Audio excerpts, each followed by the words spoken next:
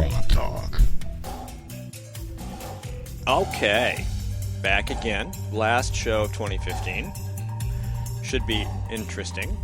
Probably a little weird, a little crazy. We're going to bring Susan Olsen in a minute to talk about some interesting adventurers from Arizona who came to visit us. But after that, we're going to open up phone lines if anybody wants to call in and pick a topic. 603-715-9689. Welcome to after 9:30. Program. That's what I said. After 9:30. You could try calling before 9:30, but the line will be busy, and I didn't give you the other number. Good morning, Susan. How are you? I'm very well, thank you. Am I the weird and crazy part, or...? No, we already started that before we even brought you on. It was weird. I was listening to the news, and I love the term viable invertebrates. You like that? Because I don't think that there is such a thing.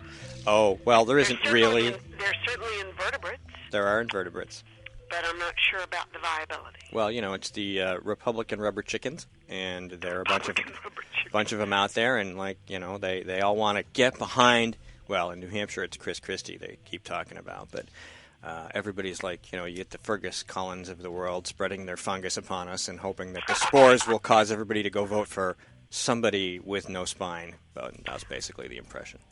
So are they spine removal spores? Is that what it is? Spine removal spores, yes. That might be true.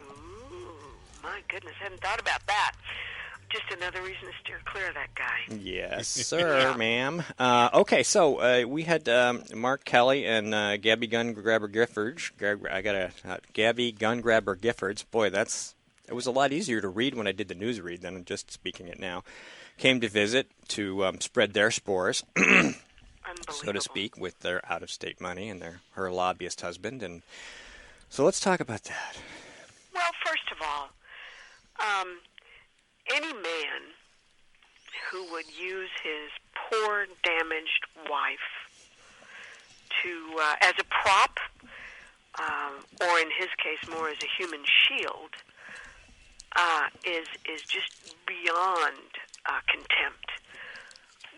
I don't know if you guys watched the WMUR clip on where Ms. Giffords was speaking, but how could anybody who cares about people believe that was anything other than just dragging this poor woman out and putting her on a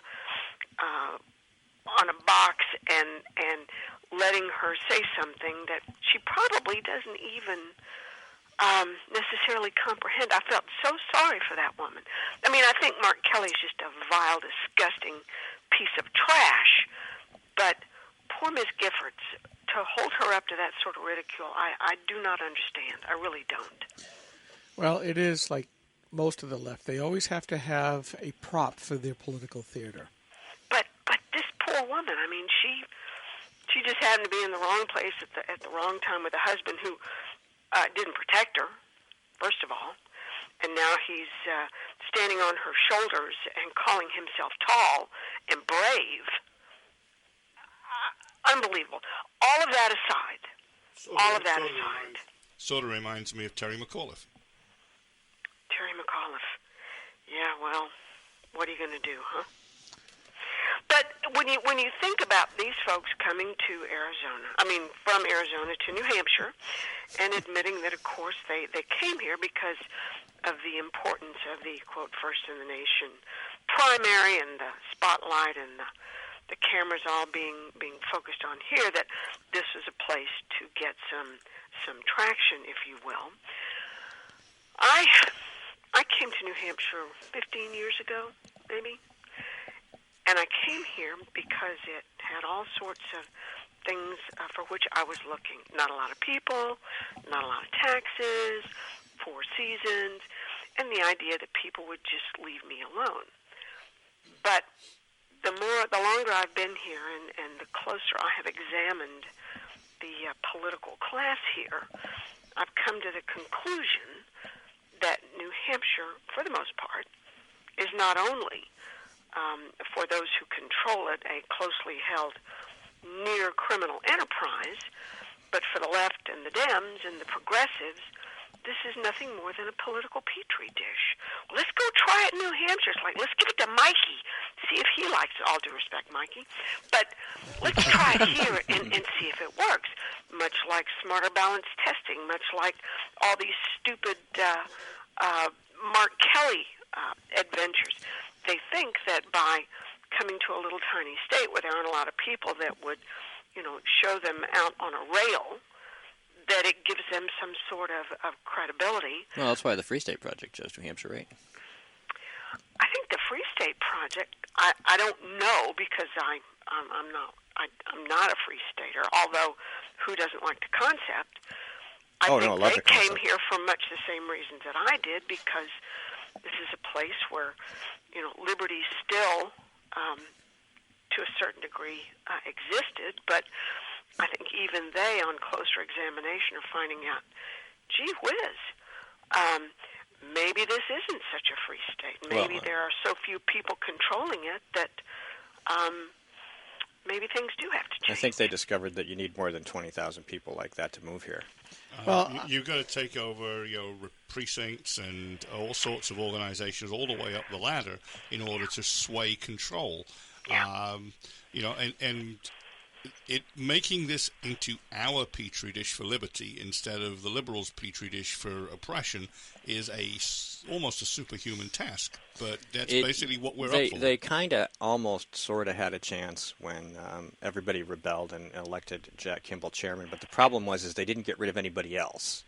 The county chairs that sucked were still there. The other people on the e-board that sucked were still there. And we didn't get rid of the supporting cast. He didn't have any backup. Whether or not it was a learning experience for him or not to run the party as a chairman, I mean, if you could take over the Republican Party in New Hampshire, you could do a lot. Well, but it's very, very difficult to do. Is the position any different than that spotlight afforded Ms. Giffords? You've got somebody out there mouthing these things and may not understand what they're saying, or is paid enough or influenced enough to get out and say that, and then all the cowards hide behind them. Well, let me be the contrarian to what Steve said about the Free State Project.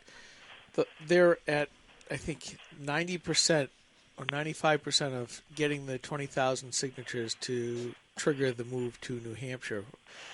We already see the impact that a lot of the Free Staters have had in the legislature with just a couple of small handfuls of conservative and libertarians that have decided to let's pursue this in the legislature.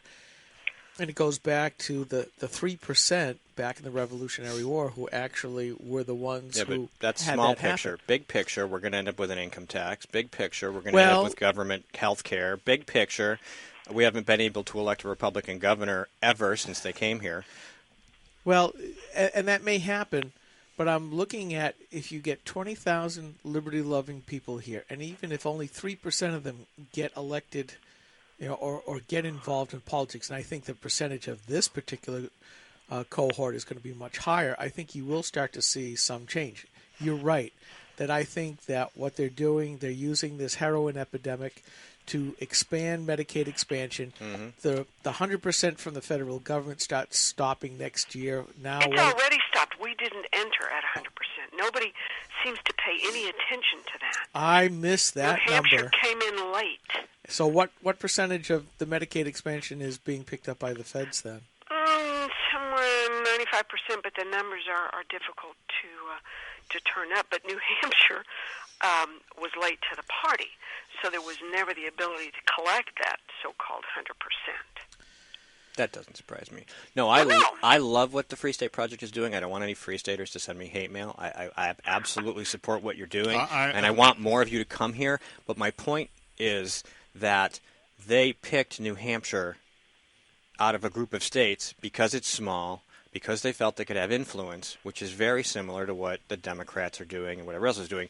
The problem we have being in New Hampshire is that we have ugly, nasty neighbors. We have Vermont to our left, literally, and to our south we have Massachusetts, which means when you say, hey, call the troops up, it's time to storm the beaches, all these Democrats just walk across the border. Now, the liberty-loving people are spread all over the place, and they're not next door. So Right. it's a different experiment. It's harder to do. I think it's amazing what they've done so far, and I don't want it to stop. And I would love all those people. I've been telling them, look, just come here, live here for a day on Election Day, register to vote, just like the Democrats do because it's legal, and vote for some freaking Republicans and Libertarians. How about at every level? How about a free state tent city? That'll do it Yeah. for Election Day. You know, they could probably just send in absentee ballots from Martha Fuller Clark's house. There you go. You don't even have to Martha's live most there. said, we leave the light on for you. Right. We don't even have to live there. So, But looking at the bigger picture, you know, they love liberty. They've come here. They started to make a difference. As you say, they're in the legislature. That's great. We need to start working with them, those of us that are of a similar mind, to take over the state party from the ground up rather from the top down, which was a mistake we made by trying to install Jack or Andrew, for that matter, who came very close. Is that we didn't have the support infrastructure in place. But more than that, Steve said not electing a Republican governor. The problem is the candidates that we've got from the party at large have been so unpalatable that some of us and most of the Free State people would rather not vote for them. And so then, you know, that's why we don't have a Republican governor. We've not had a good candidate. We need, you know, the nearest thing well, actually, that's not strictly true. Hogan was an excellent candidate. I'm still not sure why he didn't do better. But, you know, John Stephen is a really nice guy, but he wasn't an exciting enough candidate. Well, the thing is you have to have that Republican governor in conjunction with a House run by somebody like Bill O'Brien, which we're never going to have now, again, and with that kind of leverage to put pressure on the Senate, because the Senate is a lot like a lot of the Republicans in the House that get elected every year. If there's a more conservative center of focus and leadership, they tend to lean a little bit more towards that, and when it's to the other side, they lean that way. So you lose them or you get them.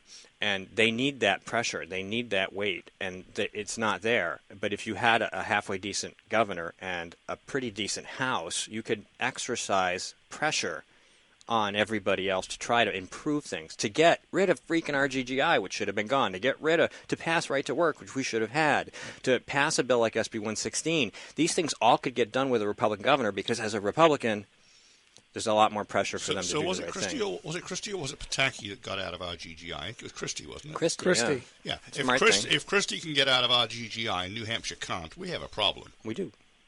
Well, you have to look at who's skimming the money out of RGGI, though. True. All right, them votes don't buy themselves. That's boys. right. They don't. I was a. Spoken like a Southern Democrat, Susan.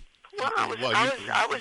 You know how they my work. lobbying thing when Reggie was going on, and if anyone had sat in on that process and watched the way they divided up the money, I don't know why anybody's surprised that it's still in place. No, it's not surprising, but It has nothing to do with the environment. All of these things they give it this wonderful phrase. They call it alternative compliance, I know. which is basically the mob invented. It's protection. Yep. So, why would you don't have to buy renewable energy. You don't have to meet any standards as long as you pay us. Okay? That's all it is. It is extortion money, and it's a nice little fund that pays off the friends of the progressives. Rock Talk.